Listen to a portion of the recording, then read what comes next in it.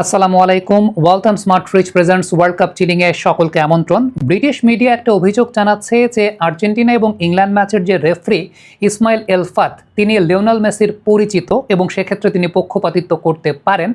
আলোচনা শুরুর আগে একটা তথ্য দিয়ে নিই, সেটা হচ্ছে এই সেম রেফারি কিন্তু ব্রাজিল নরওয়ে ম্যাচে ব্রাজিলকে 2টা পেনাল্টি দিয়েছিল। ডেফিনেটলি পেনাল্টি হলে তো তিনি পেনাল্টি দেবেনই।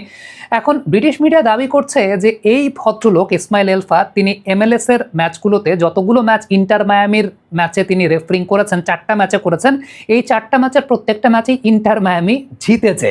চিন্তা করেন কি সমীকরণ তারা খুঁজে বের করেছে। এখন সত্যি কথা বলতে আসলে এই ইসমাইল এলফাতকে কেন এই ম্যাচে রেফারিং এর দায়িত্ব দেওয়া হয়েছে, এক্ষেত্রে ফিফার ক্রাইটেরিয়ার জায়গাটা কি সেটা যদি বুঝতে হয় তাহলে প্রথম যে বিষয়টা উল্লেখযোগ্য সেটা হচ্ছে ফিফা 3 বছর ধরেই একটা এলিট প্যানেল তৈরি করেছে রেফারিদের। 3 বছর ধরেই রেফারিদের একটা এলিট প্যানেল তৈরি করেছে, তাদের সামগ্রিক 3 বছরের পারফরমেন্স, ফিজিক্যাল ফিটনেসের জায়গা এবং তাদের কোয়ালিটি অনুযায়ী সেই এলিট প্যানেলটা তৈরি করেছে। ওই এলিট প্যানেল থেকেই সেমিফাইনাল ম্যাচে রেফারি দেওয়া হবে, এটা হচ্ছে নাম্বার 1।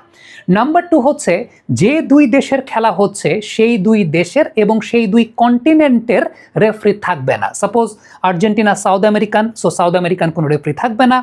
ইংল্যান্ড ইউরোপিয়ান কোনো রেফারি সেই জায়গাটায় থাকবে না। সো এই জায়গাটায় এলিট প্যানেলের লিস্ট অনুযায়ী নর্থ আমেরিকান রেফারি থাকবে এবং তেমনটাই হয়েছে। ইসমাইল এলফাত নর্থ আমেরিকান রেফারিদের মধ্যে সবচাইতে হাইয়েস্ট রেটিংধারী এই বিশ্বকাপে, কারণ এর আগে যে তিনি 3টা ম্যাচ পরিচালনা করেছেন 3টা ম্যাচে তিনি চমৎকার রেফারিং করেছেন এবং সেই জায়গাটা থেকে তার রেটিং পয়েন্টটা সবচাইতে হাই, যে কারণে সেমিফাইনালের মতো একটা হাই ভোল্টেজ ম্যাচে তাকে রেফারিং এর দায়িত্বটা দেওয়া হয়েছে।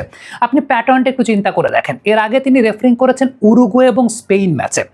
Uruguay south American country, Spain European country, so একজন নর্থ আমেরিকান রেফারিং করেছেন এবং সেটা তিনি রেফারিং করেছেন। ব্রাজিল নরওয়ে ম্যাচে, Brazil south American country, Norway European country, so একজন নর্থ আমেরিকান রেফারি দরকার, বেস্ট পসিবল নর্থ আমেরিকান রেফারিটাই কিন্তু করেছেন। অর্থাৎ এই ইসমাইল এলফাত এর আগে ব্রাজিলের ম্যাচ, উরুগুয়ের ম্যাচ, এই 2টা ম্যাচই কিন্তু তিনি করেছেন এবং হাই ভোল্টেজ ম্যাচগুলো পরিচালনা করেছেন। ওই ম্যাচগুলোতে তার রেফারিং নিয়ে ওই রকম অভিযোগ পাওয়া যায় নাই এবং তিনি বেশ ভালো মতো রেফারিং করেছেন। অযাচিত কার্ড তিনি দেখান নাই, লাল কার্ড দেখিয়েছেন মাত্র একটা। কুবার্সিক একটা ফাউল করা হয়েছিল উরুগুয়ের এগেনস্টে, সেই ম্যাচটাই লাল কার্ড দেখিয়েছিলেন। ওই ব্রাজিল নরওয়ে ম্যাচেও বা ইয়েলো কার্ডের জায়গাটাতেও তিনি খুব দক্ষতার সঙ্গে হ্যান্ডেল করেছিলেন। সব কিছু মিলে এই রেফারিকে নিয়ে আসলে ওই রকম কোনো অভিযোগ পাওয়া যায় নাই, কিংবা প্যাটার্ন অনুযায়ী আপনি একটু প্যাটার্নটা চিন্তা করে দেখেন, সাউথ আমেরিকান এবং ইউরোপিয়ান হাই ভোল্টেজ ম্যাচ হলে এই রেফারিং করছেন। ব্রাজিলের ম্যাচও তিনি করেছেন এর আগে উরুগুয়ের আর স্পেনের ম্যাচও তিনি করেছেন। সো বাই প্রোটোকল আপনি যখন বেস্ট পসিবল রেফারিটাকে দেবেন তখন বেস্ট পসিবল রেফারিটাকেই ওই জায়গাটায় হবে। এবং এখনও দেখেন সাউথ আমেরিকান টিম এবং সেই সঙ্গে ইউরোপিয়ান টিম সেই জায়গাটার মধ্যে কিন্তু উনি ওই জায়গাটায় আছেন। এখন সত্যি কথা বলতে এই যে একটা বিষয় চিন্তা করে দেখেন, যে 2 দেশের খেলা হচ্ছে সেই 2 দেশের রেফারিও থাকতে পারেন না, আবার সেই 2 কন্টিনেন্টের রেফারিও ফিফা অ্যাভয়েড করার চেষ্টা করে। এখন বাংলাদেশে যেরকম ব্রাজিল আর্জেন্টিনা নিয়ে আসলে কামড়ি চলে, আপনি যদি ওই জায়গাটা চিন্তা করেন, ওই জায়গাটায় আবার উল্টা এটাকে ধরা হয় যে একই কন্টিনেন্টের তারা স্বজনপ্রীতি করতে পারে। ভাই কয়দিন পরে ক্যাসেমিরো আর মেসি একই টিমে খেলবে, নেইমার আর মেসি বন্ধু, আর এইখানে যা কামড়ি এটা মানে ম্যাক্সিমাম কামড়িটা আমরাই মানে মনে হয় সবচেয়ে বেশি করি। সো ফিফা কিন্তু অন্যভাবে চিন্তা করে, ফিফা চিন্তা করে যে একই কন্টিনেন্ট, ব্রাজিল আর্জেন্টিনা দুইটাই south American nation. So ultimately ধরেন আর্জেন্টিনার ম্যাচে আপনি ব্রাজিলের রেফারিকে যদি দেওয়া হয়, ধরেন কোনো ব্রাজিলিয়ান রেফারিকে দেওয়া হলো, সেটা উল্টো স্বজনপ্রীতি আর্জেন্টিনার দিকে যাওয়ার পসিবিলিটি থাকে। সো ওই কন্টিনেন্টের রেফারি রাখে না। সো যখন ইউরোপ এবং সাউথ আমেরিকার খেলা হচ্ছে তখন একজন নর্থ আমেরিকান রেফারিকেই রাখাটা শ্রেয়।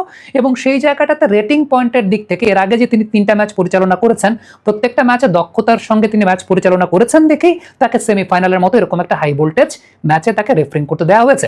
এখন মেসির সাথে পরিচিত কিনা রেফারি, মেসির সাথে অপরিচিত কিনা, এখন অনেকেই পরিচিত আছে।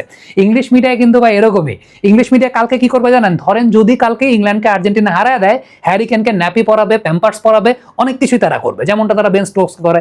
ইংলিশ মিডিয়া এখন যেরকম প্রতিপক্ষকে ইচ্ছা মতো মানে ছিলতেছে, হারার পরে যদি হারে ইংল্যান্ড, হারার পরে নিজেদের প্লেয়ারদেরকে কেমনভাবে ছিঁড়েখালি দেখবেন। সো ইংলিশ মিডিয়ার কথা কখনো ওইভাবে আসলে কানে নিতে হয় না বা আমলে নিতে হয় না। এখানে তারা বিভিন্ন ওই কনস্পিরেসি ব্রিটিশ থিওরি তৈরি করার চেষ্টা করে এবং সামহাও আমার কাছে মনে হয় যে আমরা এই কনস্পিরেসিগুলো কি ব্রিটিশদের কাছ থেকে শিখছি নাকি, মানে ওরাই কি এগুলো আমাদেরকে শিখাই দিয়ে গেছে নাকি? এটা আস্তে আস্তে বললাম কথাটা। Anyways, thank you so much. Comment বক্সে আপনাদের মন্তব্য মতামত জানতে চাই, লিখে কথা।